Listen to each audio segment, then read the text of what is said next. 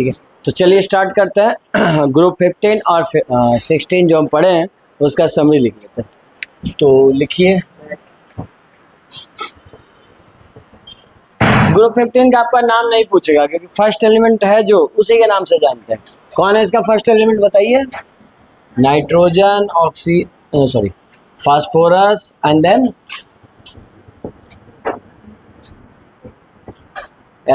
S कौन है? Arsenic, antimony और बिस्मथ।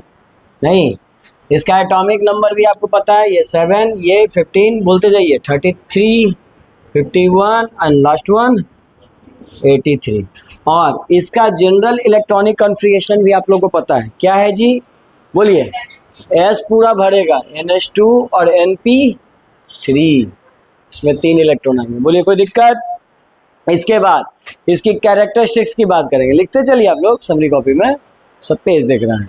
हाँ बताइए, इसमें कैरेक्टरिस्टिक्स बात करेंगे तो क्या बात करेंगे जी? सबसे पहला बात रेडियस। रेडियस किधर की ओर बढ़ेगा?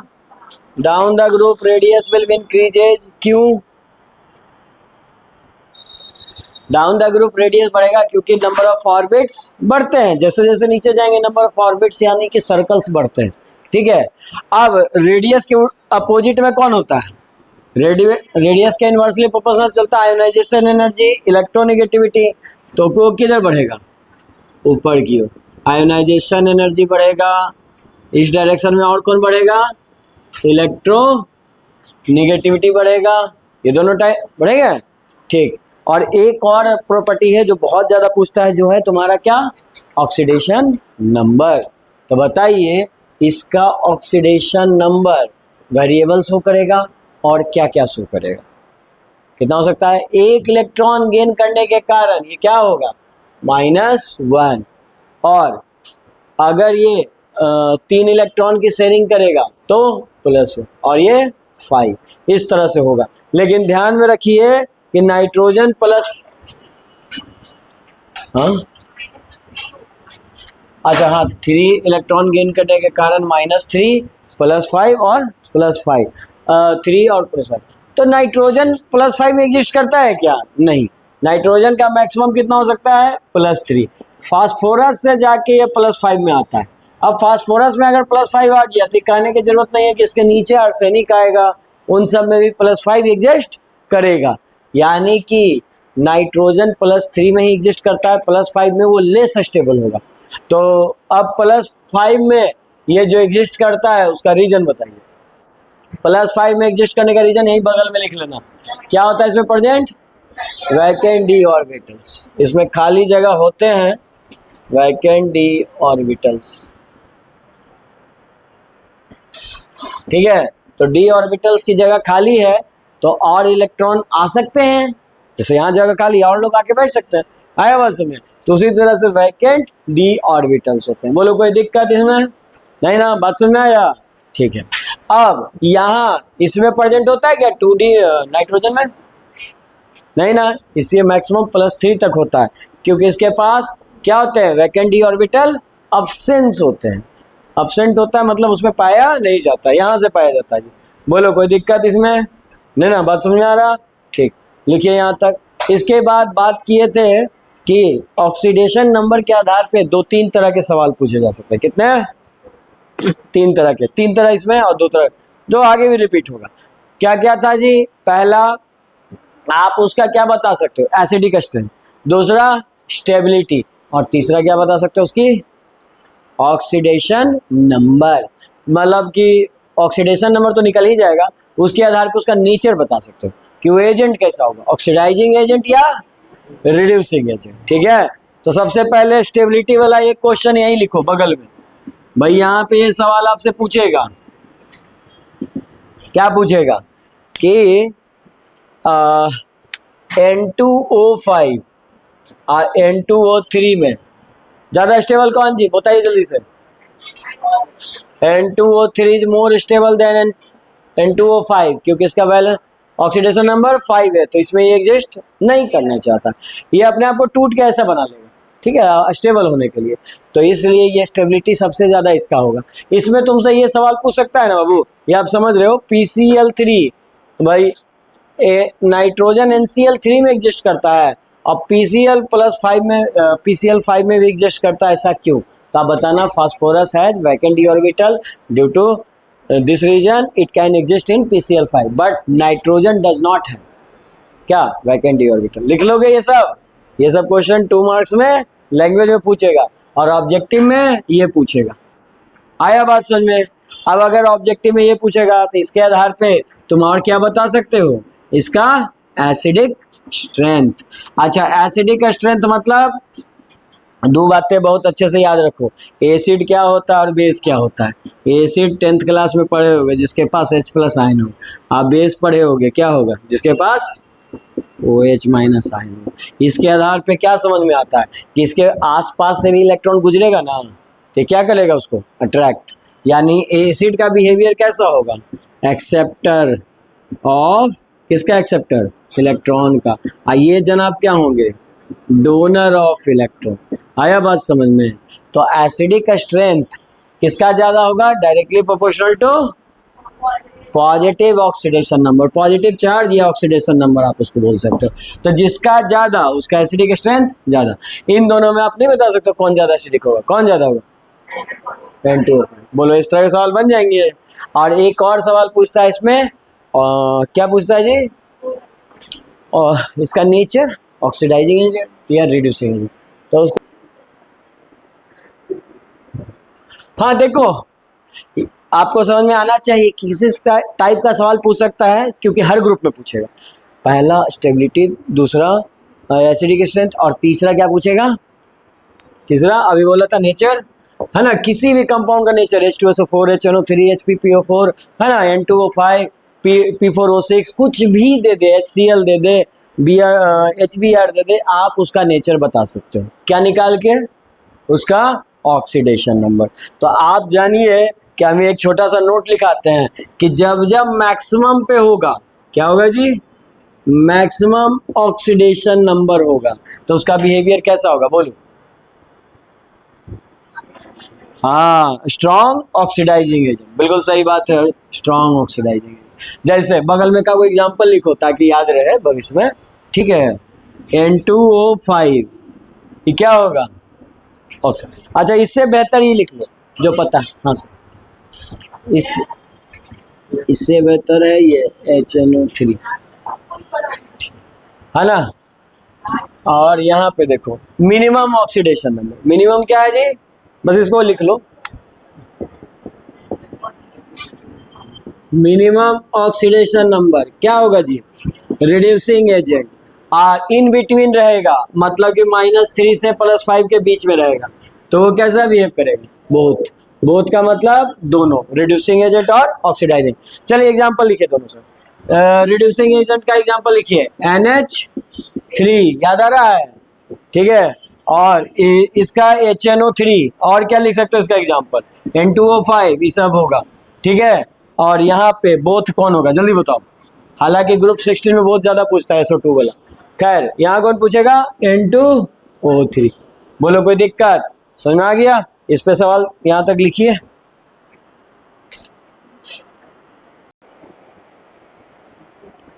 चलिए नेक्स्ट हेडिंग लिखिए, यहाँ तक कंप्लीट हो गया। नेक्स्ट हम बात करते हैं एलोट्रॉप्स, फास्फोरस के।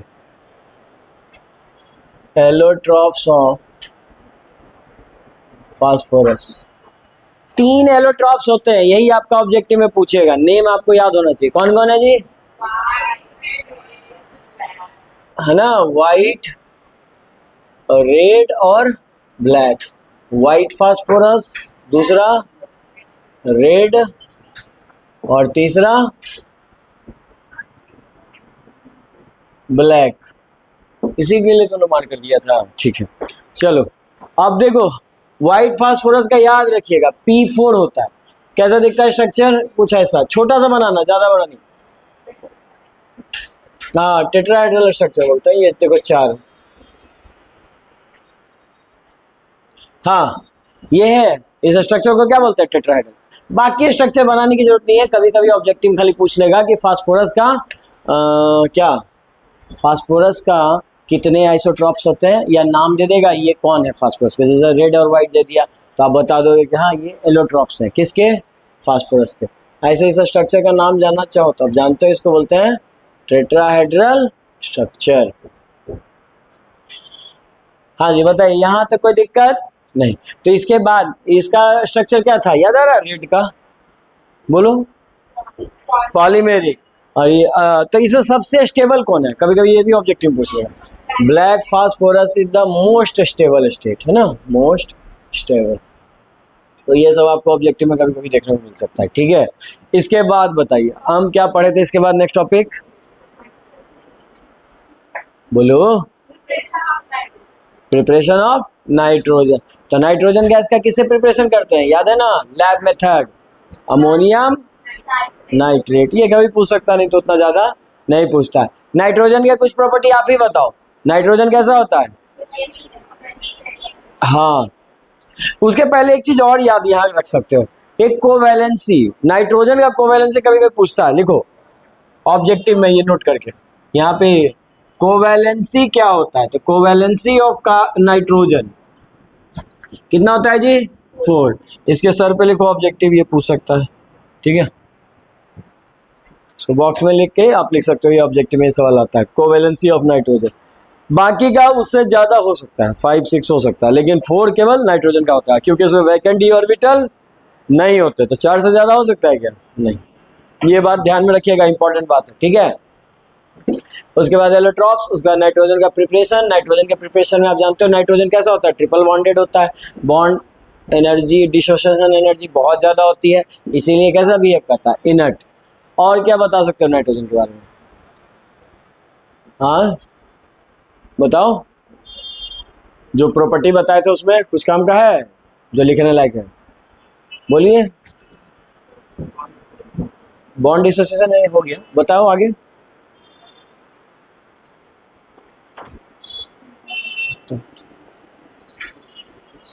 हाँ जी, नेक्स्ट टॉपिक है आपका ऑक्साइड्स, है ना। तो ऑक्साइड भी किसके किसके ऑक्साइड्स, नाइट्रोजन के हम पहले पढ़ते हैं, ऑक्साइड्स ऑफ नाइट्रोजन, लिखिए ऑक्साइड्स ऑफ नाइट्रोजन। और नाइट्रोजन का ऑक्साइड हम 5 तरह के पढ़े थे जी, है ना, पांचों का नाम लिख लो, ये लिख लो, इंपॉर्टेंट है, बार बार आता है। चलिए लिखिए, पहला बताइए कौन है, जल्दी बताओ, नाइट्रस ऑक्साइड, जिसका एक और नाम है ना, जिसका नाम है लाफिंग गैस। तो ये N2O होता है, इसका नाम है लाफिंग गैस, बाद में लिख लेते हैं। दूसरा क्या है, नाइट्रिक ऑक्साइड, नाइट्रिक ऑक्साइड जिसका फॉर्मूला होता है NO। तीसरा नाइट्रोजन ट्राईऑक्साइड, ट्राईऑक्साइड जिसका फॉर्मूला क्या होता है, N2O3। और फोर्थ वन नाइट्रोजन डाइऑक्साइड। ये डाइमर में मतलब 2 मॉलिक्यूल रहेगा ना, तो उसको तुम N2O4 भी लिख सकते हो, और 2 कॉमन ले लो तो NO2 भी लिख सकते हो। तो बात वही है, नाइट्रोजन डाइऑक्साइड या नाइट्रोजन, ये N2O4। और लास्ट क्या है, नाइट्रोजन पेंटाऑक्साइड। ये पढ़े हो ना सब, चलो 5 लाइन में लिखो पेंटाऑक्साइड। और बात करते हैं इनका नेचर। तो बताइए इन सब का नेचर कैसा, देखो पहला दोनों कैसा है जी, न्यूट्रल है, बिल्कुल सही बात है, ये दोनों ना न्यूट्रल होते हैं, इनका नेचर न्यूट्रल होता है, ये दोनों न्यूट्रल है। और वाटर और कार्बन मोनोऑक्साइड, ये तीनों कैसे हैं, एसिडिक। इस सब में सबसे ज्यादा एसिडिक कौन होगा, एसिडिक इन नेचर। लेकिन सबसे ज्यादा एसिडिक कौन होगा, N2O5, क्योंकि इसका हाईएस्ट ऑक्सीडेशन स्टेट होता है। और जैसे जैसे ऑक्सीडेशन स्टेट बढ़ता जाएगा, देखो 1 से लेकर 5 तक सब एग्जिस्ट कर रहा है ना, लेकिन ये लेस स्टेबल होगा और स्ट्रॉन्ग एसिड होगा। क्यों होगा, क्योंकि हाईएस्ट ऑक्सीडेशन नंबर पे। बोलो कोई दिक्कत, बात समझ में आ रहा है, ठीक है। तो ये थे नाइट्रोजन के ऑक्साइड। और फास्फोरस के ऑक्साइड के आपको स्ट्रक्चर बनाने आने चाहिए। तो यहाँ हम नहीं बनाते हैं, हम खाली क्वेश्चन में लिख लेते हैं कि फास्फोरस का जो ऑक्साइड है वो आपसे पूछा जाएगा।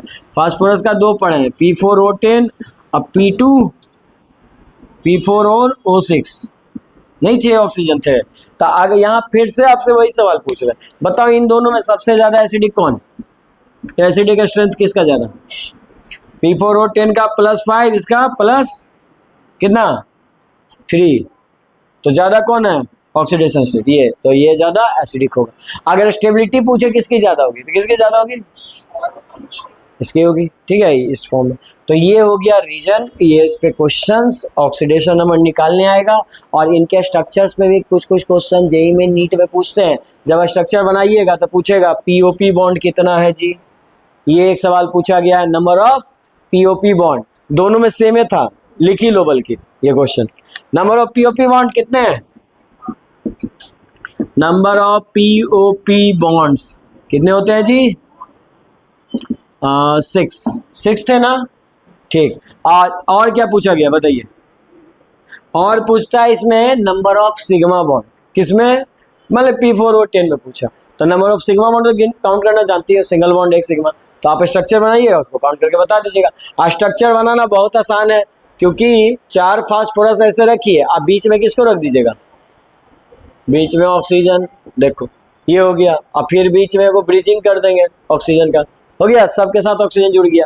तो ये हो गया P4O6 का, जहाँ पे 6 POP बॉन्ड बने। और अगर 10 बनाना है तो सब जगह लोन पेयर है, सब पे कौन डाल दो? लिख दो ऑक्सीजन। तो ये बन गया स्ट्रक्चर। तो ये स्ट्रक्चर आप प्रैक्टिस कीजिएगा, ये समरी मत पर लिखिए, अगर भूलते हैं तो नोट कॉपी से देखिएगा। बाकी यहाँ है एक क्वेश्चन और जेईई में पूछा था इसमें कि number of sigma bond in P4O10 count करके बता दीजिएगा, ठीक है। तो यहाँ तक लिखिए, ये हो गया ऑक्साइड। ऑक्साइड के बाद हम लोग पढ़े थे हेलाइड्स, हेलाइड्स ऑफ एटम है। सेंट्रल एटम पे इलेक्ट्रॉन की डेंसिटी घट जाएगी, क्योंकि फ्लोरीन का इलेक्ट्रॉन डेंसिटी ज्यादा। अब बताओ, फ्लोरीन पे इलेक्ट्रॉन ज्यादा है, नाइट्रोजन पे कम है, तो रिपल्सन कम, तो बॉन्ड एंगल भी कम। ज्यादा किसमें होगा? इसमें। तो यानी कि आप समझे, क्या समझे, कि जिसका बॉन्ड एंगल किसका ज्यादा होगा, बोलो? Ni3 का। क्यों? रीजन बताओ। हाँ, इलेक्ट्रोनिगेटिविटी के कारण बॉन्ड एंगल इसका ज्यादा होगा। तो आप लिख लीजिए बगल में यहाँ पे छोटा सा कि रीजन भी लिखिए। क्यों? क्योंकि आयोडीन की इलेक्ट्रोनिगेटिविटी सबसे कम, उससे ज्यादा कौन? ब्रोमीन, फिर क्लोरीन, फिर फ्लोरीन। फ्लोरीन सबसे ज्यादा इलेक्ट्रॉन खींचेगा। बोलो कोई दिक्कत? यानी जब जब आंसर देना है बॉन्ड एंगल, क्या सोचना है? इलेक्ट्रोनिगेटिविटी। और जब जब एंगल देना है बेसिक स्ट्रेंथ, तो बेसिक स्ट्रेंथ में भी क्या सोचना है? इलेक्ट्रोनिगेटिविटी ही सोचना है। क्योंकि अगर इलेक्ट्रोनिगेटिविटी इसकी कम है तो इलेक्ट्रॉन यहाँ से कम खींचेगा, तो नाइट्रोजन पे इलेक्ट्रॉन डेंसिटी बढ़ जाएगा। और इलेक्ट्रॉन की मात्रा ज़्यादा, तो वो इलेक्ट्रॉन डोनेट करने की उसकी टेंडेंसी बढ़ जाएगी। तो इस कारण से बेसिक स्ट्रेंथ, बोलो, बढ़ेगा कि घटेगा? बेसिक स्ट्रेंथ भी बढ़ेगा। यानी सबसे ज्यादा किसका? ये अरेंज करने की जरूरत नहीं है, वो आपको क्वेश्चन में आएगा, आप अरेंज कर सकते हो। सबसे ज्यादा किसका जी? Ni3 का। सबसे कम किसका? NF3 का। इसके बाद हम क्या पढ़े थे? Hydrides of group. कम से कम लिखो जल्दी जल्दी, ठीक है। हाँ, अब बताइए, सबसे पहले हम आपसे पूछे, इसमें पहला क्वेश्चन क्या पूछा जाएगा जी आपसे? वही बॉन्ड एंगल पूछा जाए। तो आप बताइए सबसे ज्यादा इलेक्ट्रोनिगेटिव कौन? ऊपर। तो ऊपर की तरफ जाने पर कौन बढ़ेगा? बॉन्ड एंगल बढ़ेगा। रीजन इसका क्या बोलेंगे? ड्यू टू इलेक्ट्रोनिगेटिविटी, क्योंकि इलेक्ट्रोनिगेटिविटी भी इसी डायरेक्शन बढ़ता है। कोई दिक्कत नहीं। अच्छा, दूसरी बात, इलेक्ट्रॉन डेंसिटी बढ़ गया तो tendency to donate electron increase. तो बताओ सबसे ज्यादा बेसिक भी कौन? तो बेसिक स्ट्रेंथ सबसे ज्यादा किसकी? NH3 की। लेकिन थर्मल स्टेबिलिटी बोलो, स्टेबिलिटी सबसे ज्यादा किसकी? स्टेबिलिटी NH3 की। क्यों? हाँ, देखो, बड़े लेंथ को हम आसानी से तोड़ सकते हैं, छोटे लेंथ को तोड़ना मुश्किल है। अब तुम देखो, नाइट्रोजन छोटा सा, हाइड्रोजन उससे भी छोटा, ये बॉन्ड लेंथ बहुत छोटा, इसको तोड़ सकते हैं आसानी से? नहीं। आइए, बिस्मथ बहुत बड़ा सा, इसका तो बॉन्ड लेंथ बहुत ज्यादा, तो बॉन्ड लेंथ इसका ज्यादा आसानी से टूट जाएगा। इसका मतलब क्या समझे? कि स्टेबिलिटी सबसे ज्यादा किसकी? किसकी ज्यादा? NH3 की। रीजन को पूछेगा तो शॉर्ट में लिख लेना कि ऊपर जाने पर ना साइज घटता जा रहा है, साइज घटेगा तो बॉन्ड लेंथ भी घटेगा, बॉन्ड लेंथ घटेगा तो बॉन्ड डिसोसिएशन एनर्जी भी क्या होगा? बढ़ जाएगा। छोटा लेंथ वाला जल्दी नहीं टूटेगा। ठीक, अच्छा अब बताइए, छोटा लेंथ वाला जल्दी नहीं टूटेगा, बॉन्ड डिसोसिएशन बढ़ जाएगा। अब बताइए रिड्यूसिंग नेचर पूछेगा, वही रिड्यूसिंग नेचर, रिड्यूसिंग पावर, है ना? तो बताइए ये उल्टा चलता है ना स्टेबिलिटी के, तो किधर बढ़ेगा? इधर। इधर क्या हो जाएगा? बोलते नहीं हो, मैं ही बोलता रहता हूँ, मैं ही पढ़ाता रहता हूँ, आपसे बड़ा शांत शांत रहते हो तुम शांत। ठीक, रिड्यूसिंग नेचर क्या हो जाएगा? बढ़ेगा। किधर बढ़ेगा? डाउन द ग्रुप, बिस्मथ का बढ़ेगा, क्योंकि स्टेबिलिटी का अपोजिट होता है रिड्यूसिंग नेचर। रिड्यूसिंग मतलब टूटना, रिड्यूस हो जाना, जब ये साइज छोटा हो जाना। ये कौन टूटेगा जल्दी? जिसका स्टेबिलिटी कम होगा। ये 4 तरह के सवाल बताए थे, यही 4 ने बताए थे जी। इसमें अरेंज कर लीजिएगा इंक्रीजिंग या डिक्रीजिंग ऑर्डर। ठीक है, ये आप लिख लो। और इसके बाद नेक्स्ट टॉपिक क्या पढ़े थे हम? कंपाउंड्स पढ़े थे, है ना? अमोनिया और कौन? Nitric acid. तो नेक्स्ट लिखते हैं, लिखिए। इसको प्रिपरेशन करते हैं, उस मेथड का नाम बताइए। इसको किस मेथड से बनाते हैं? Haber's process. बहुत अच्छे से याद रखिएगा, ये ऑब्जेक्टिव में पूछेगा। हैबर प्रोसेस पहला चीज। दूसरा, रिएक्शन कैसा था? ये सिंपल सा, नाइट्रोजन हाइड्रोजन एक ही स्टेप का है और अमोनिया का फॉर्मेशन हो जाता है। नहीं, लेकिन मेन बात है यहाँ पे कैटलिस्ट कौन सा यूज करते हैं? हाँ, गुड, आयरन एंड मोलिब्डेनम। इस कैटलिस्ट का नाम भी पूछेगा, ऑब्जेक्टिव लिखो। ये कैटलिस्ट जो है पूछता है इस ऑब्जेक्टिव में कि कौन सा हैबर प्रोसेस में या अमोनिया के फॉर्मेशन में कौन सा कैटलिस्ट यूज करते हैं। 4 ऑप्शन में जहां आयरन दिखे उसको टिक मारो। आ रहा है बात समझ में? कोई दिक्कत नहीं? अच्छा, इसका हमने अमोनिया का क्या पढ़ा था? प्रॉपर्टी। तो प्रॉपर्टी हम लिख लेते हैं। देखिए सुनिए, अमोनिया का सबसे पहले आप क्या बनाएंगे? स्ट्रक्चर। तो आप जानते हैं इसका कैसा स्ट्रक्चर बनता है? बोलिए, जल्दी बोलो। अभी हम बनाने के बाद बोलोगे क्या? Pyramidal shape. अब पिरामिडल शेप है, इसमें एक लोन पेयर पाया जाता है। लोन पेयर पाए जाने के कारण इसका नेचर कैसा? बोलो, बेसिक। तो ये बेसिक होगा, क्यों होगा? ड्यू टू प्रेजेंस ऑफ, हाँ, लोन पेयर के प्रेजेंस के कारण, due to lone pair of electron. Bracket में लिखो, इसको लिखो, ऑब्जेक्टिव में पूछेगा। ये पिरामिडल शेप ऑब्जेक्टिव में पूछेगा। क्यों पूछेगा? NH3 PH3 सब किस स्टेट में आएगा? अरे PH3 भी रहेगा तो यही ना होगा जी, NCl3 भी रहेगा तो यही होगा। तो ये सब आपसे सवाल पूछा जा सकता है। PH3 रहे, NH3 रहे, मैं लिख देता हूँ, NH3 रहे, NCl3 रहे या PCl3 रहे, सब कैसा बनाने वाला है? पिरामिडल। सब बेसिक होने वाला है, सबके ऊपर एक लोन पेयर पाया जाने वाला है। कोई दिक्कत? घर पे प्रैक्टिस करना ही, सब लिख दिया हूँ तो। अच्छा, अगला बात, बेसिक कैरेक्टर सब होगा क्योंकि सबके में क्या पाया गया है? Lone pair, tendency to donate electron, extra reserve electron है ना आपके पास। ठीक है, इसके बाद बताओ आगे क्या? आगे क्या पढ़े थे? रिएक्शन। एक्सेस वाला रिएक्शन बहुत पूछता है, तो लिख लो नोट में। एक्सेस वाला रिएक्शन याद आ रहा है क्या? एक बार अमोनिया एक्सेस में था। कौन एक्सेस था? अमोनिया। और दूसरा एक्सेस में कौन था? क्लोरीन। ये दोनों रिएक्शन बहुत ज्यादा एग्जाम में पूछते हैं।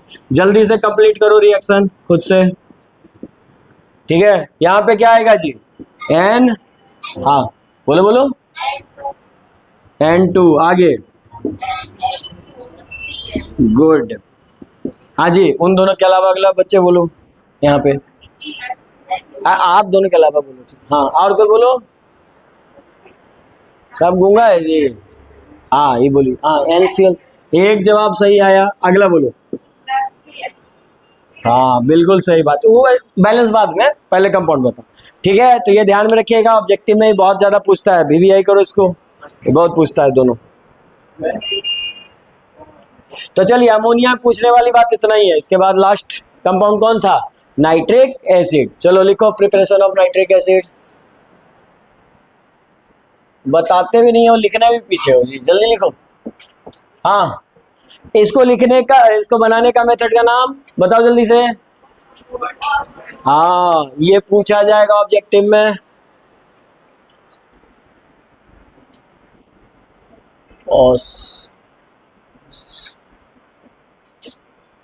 ये आपका ऑब्जेक्टिव में आएगा।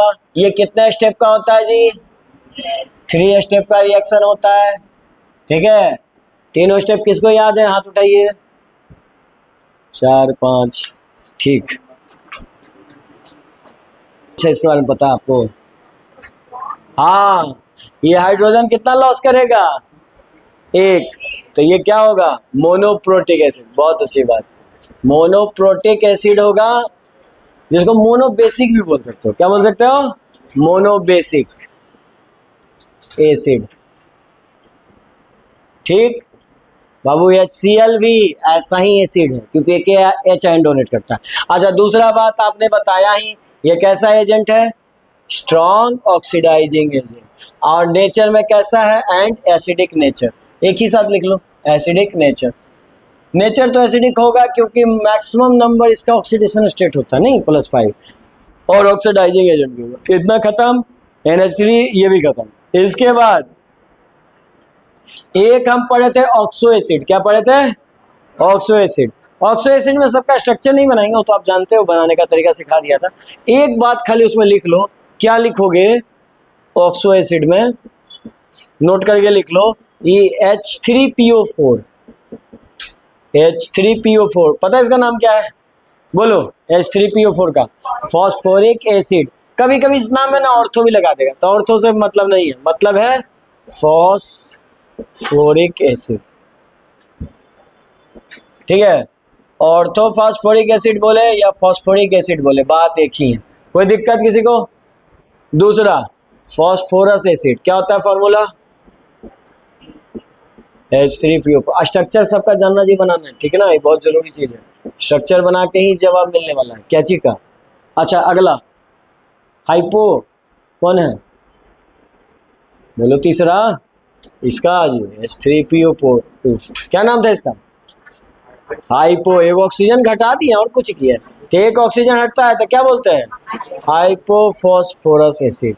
और एक मतलब गर्म करके 2 मॉलिक्यूल को और वाटर एलिमिनेट करें गर्म करके, तो पायरो वर्ड यूज करते हैं। याद आ रहा है ना? लेकिन यहाँ सवाल आपसे क्या पूछेगा कि इन सब का बेसिसिटी कितना है?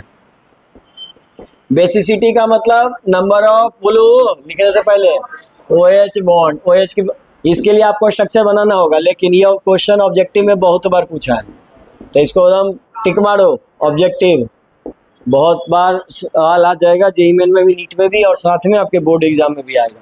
ठीक है, बहुत आसान सा सवाल है। तो ये खत्म होता है कौन? ग्रुप 15। ग्रुप 15 के बाद हम क्या शुरू करेंगे? ग्रुप 16। चलो जल्दी से शुरू करो ग्रुप 16। ग्रुप 16 का दूसरा नाम, हाँ, कैलोजन फैमिली। क्यों?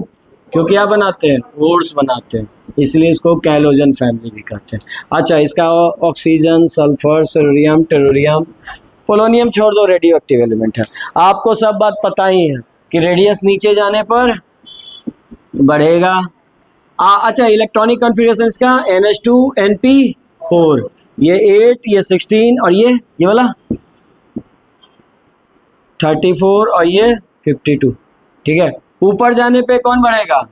Ionisation energy. और कौन बढ़ेगा? जल्दी बोलो। इलेक्ट्रोनिगेटिविटी, जो आप पहले भी बनाते आए हो। और अच्छा, ऑक्सीडेशन नंबर क्या क्या होगा? बोलो। इसके लिए 2 इलेक्ट्रॉन कहने करेगा, -2 +2 +4 +6। इसका मतलब +5 भी होता है, लेकिन छोड़ो होता ना, उतना तो आप इसके बीच में लाइक करेगा। अरे समझ में? अब फिर से वही बात लिखना है क्या कि एसिडिक स्ट्रेंथ किसके प्रोपोर्शनल होगा? नहीं ना, इस पे सवाल आएगा, लेकिन acidic strength directly proportional to positive charge, यानी जिसको बोलते हैं ऑक्सीडेशन नंबर। और दूसरा सवाल, मैक्सिमम होगा तो क्या होगा? स्ट्रॉन्ग ऑक्सीडाइजिंग एजेंट, और मिनिमम होगा तो बी को। आप कुछ एग्जाम्पल लिख लो, उससे आपको थोड़ा समझ में आएगा। जैसे H2SO4 या SO3 कैसा एजेंट? बोलो तो। ऑक्सीडाइजिंग एजेंट का है, ये +6 में है, ये भी +6 में, तो ये स्ट्रॉन्ग ऑक्सीडाइजिंग। अच्छा, H2S बोलो क्या होगा? -2 में रहता है, इसीलिए रिड्यूसिंग एजेंट। आइए SO2, बोलो। ये दोनों की तरह बिहेव करेगा। ये सब सवाल ना बोथ वाला बहुत पूछता है, ठीक है। तो ये कभी कभी आपके एग्जाम्स में आ सकता है, लिख लो यहाँ तक, ठीक है। ऑक्सीजन का, ठीक, चलो लिखो। देखो छोटे छोटे कुछ टॉपिक्स हैं, उनसे ज्यादा सवाल आते नहीं है। ऑक्सीजन का प्रिपरेशन किस मेथड से कराते हैं? Electrolysis process. आप कुछ पॉइंट्स लिखो जो कि ऑब्जेक्टिव में आ सकते हैं। जैसे ऑक्सीजन का नेचर क्या होता है? Paramagnetic, diamagnetic? पैरामैग्नेटिक। ये ऑब्जेक्टिव में पूछ सकता है, तो नोट 1 लिखो, ऐसे नोट करके लिखते जाओ। O2 is paramagnetic in nature. ये सब ऑब्जेक्टिव में पूछा गया है, तो इसीलिए लिखवा रहे हैं पैरामैग्नेटिक। दूसरा, न्यूट्रल ऑक्साइड कौन कौन है, ये पूछ सकता है, कहीं से आपको देखने को मिल सकता है। आज हमने डिस्कस भी किया है, कौन कौन है जी, है ना? NO, N2O, H2O और CU, कार्बन में, ये 4 है। इसके बाद और ऑक्सीजन का क्या था? हाँ, तीसरा, ये बताओ जी, मेटालिक ऑक्साइड कैसा होता है? मेटल ऑक्साइड नेचर में बताओ। मेटल ऑक्साइड बेसिक होता है बाबू, ठीक है, 10वीं क्लास वाला चीज है। और non metallic oxide, non metal oxide basic. Acidic, कुछ एग्जाम्पल लिख लो बगल में, इसका एग्जाम्पल लिखिए, लिखते चलिए। जैसे N2O, ना सोडियम ऑक्साइड, कैल्शियम ऑक्साइड, इन सबको पानी में मिक्स करो, यही हला नहीं करो, इन सबको पानी में मिक्स करो, बेस देगा, और इनको मिक्स करो, एसिड देगा। जैसे SO2, SO3, NO2, ये सब नाइट्रिक एसिड, ये सब देता है, ठीक है। आगे बताइए, अगला टॉपिक क्या पढ़े? तो हो गया। आइए ओजोन पढ़े थे। ओजोन कैसा बिहेवियर में होता है जी, लिखते जाओ नोट करके। O3 का नेचर कैसा होता है? स्ट्रॉन्ग ऑक्सीडाइजिंग एजेंट, ये टूटता रहता है ना, तो ये सब आपसे पूछ सकता है कभी कभी, स्ट्रॉन्ग ऑक्सीडाइजिंग एजेंट। बाकी सबका स्ट्रक्चर तो सबका पता होना चाहिए, स्ट्रक्चर बनाने का तरीका बताया है। जहां बॉन्ड नहीं बन पाए, मना कर दे, तो फिर उसके पास लोन पेयर होगा, पक्का कौन सा बॉन्ड बनेगा? Coordination bond. उस बॉन्ड को कहेंगे कोऑर्डिनेशन। तो स्ट्रक्चर तो सबका जानो बनाना, ठीक है, इसमें कोई ये की बात नहीं है। इसके बाद फिर क्या पढ़े थे? वही हाइड्राइड्स ऑफ ग्रुप 16। हाइड्राइड्स में क्या क्या लिखिए? Hydrides of group 16, hydrides of group 16, हाँ, जैसे H2O और H2S, H2Se और H2Te। बताइए, आपको सब पता है, बॉन्ड एंगल किधर बढ़ेगा, है ना? ऑक्सीजन ज्यादा खींचेगा, इलेक्ट्रोनेगेटिव है, तो बॉन्ड एंगल ऊपर बढ़ेगा। मतलब कि बॉन्ड एंगल बढ़ने का रीजन इलेक्ट्रोनेगेटिविटी प्रॉपर्टी। अच्छा, बॉइलिंग पॉइंट सबसे ज्यादा किसका? चूंकि ये हाइड्रोजन बॉन्ड बनाता है, इसीलिए इसका बॉइलिंग पॉइंट क्या होता है? मैक्सिमम। ये पहचान लोगे जी, हम लिख देते हैं, लिक्विड है, ये सब कौन है? गैस। तो अब कहने की जरूरत नहीं है कि किसका बॉइलिंग पॉइंट सबसे ज्यादा। खैर, दूसरा सवाल, सबसे ज्यादा यहाँ पे स्टेबिलिटी किसकी होगी? अब कहने की जरूरत है, लिक्विड की स्टेबिलिटी सबसे ज्यादा यहाँ पे। अच्छा, सबसे ज्यादा एसिडिक कैरेक्टर कौन? ना, एसिडिक कैरेक्टर ऊपर नहीं जाएगा, हाँ, रिड्यूस नीचे आएगा। एसिडिक कैरेक्टर, क्योंकि वाटर कैसा होता है? न्यूट्रल, तो सबसे ज्यादा एसिडिक ये है, इधर बढ़ेगा एसिडिक कैरेक्टर, उधर बढ़ेगा स्टेबिलिटी। अच्छा, रिड्यूसिंग नेचर किधर बढ़ेगा? इधर ही बचेगा, रिड्यूसिंग नेचर।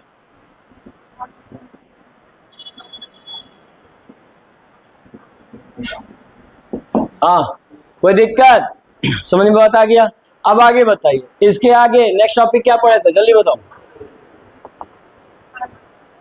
थर्मल स्टेबिलिटी हो गया। नेक्स्ट टॉपिक क्या था इसमें? हाइड्राइड्स। हाइड्राइड्स के बाद क्या पढ़े थे? चलो लिखो, सोचो तुम से। H2O लेस वोलाटाइल है, उसका रीजन क्या है? क्योंकि इसमें स्ट्रॉन्ग बॉन्डिंग है, जल्दी टूटेगा नहीं, और ये गैस है, जल्दी टूट जाएगा। अब बताइए इसका स्ट्रक्चर कैसा था? H2O का बताया था स्ट्रक्चर। वाटर का स्ट्रक्चर कैसा बनता है? एंगुलर या बेंड। ये कैसा सब्सटेंस है? पोलर या नॉन पोलर? पोलर। ये आप लिख लो, एंगुलर या बेंड शेप होता है, एंगुलर या बेंड। और वाटर आपका पोलर होता है। तो H2S कैसा है? पोलर या नॉन पोलर? H2S का भी शेप कैसा, बेंड या एंगुलर, ये भी सब्सटेंस पोलर, ये भी तुम्हारा एंगुलर शेप होता है।